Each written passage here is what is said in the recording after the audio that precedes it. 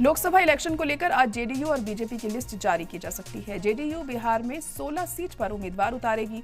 आपको बता दें कि एनडीए की तरफ से सीट शेयरिंग हो चुकी है। बीजेपी 17 सीटों पर चुनाव लड़ेगी, जबकि जेडीयू 16 सीटों पर चुनाव लड़ेगी। वहीं चिराग पासवान की पार्टी 5 सीटों पर चुनाव लड़ेगी। मांझी की पार्टी हिंदुस्तानी आवाम मोर्चा को 1 सीट और उपेंद्र कुशवाहा की पार्टी को भी 1 सीट मिली है।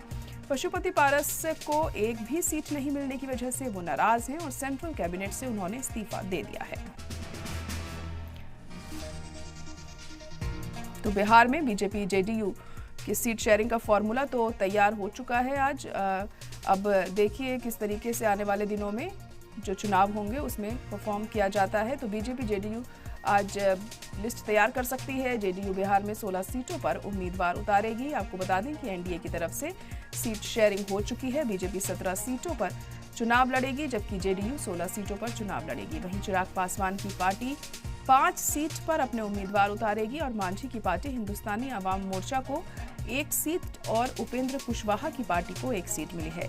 पशुपति पारस को एक भी सीट नहीं मिलने की वजह से वो नाराज हैं और सेंट्रल कैबिनेट से उन्होंने इस्तीफा दे दिया है। तो उम्मीदवारों के नाम पर आज मोहर लग सकती है। हालांकि सीट शेयरिंग का फॉर्मूला पहले ही तय किया जा चुका है बिहार में जेडीयू और बीजेपी के बीच में, और बिहार में 16 सीटों पर उम्मीदवार जेडीयू उतारेगी, तो वहीं 17 सीटों पर बीजेपी अपने कैंडिडेट्स चुनावी मैदान में उतारेगी।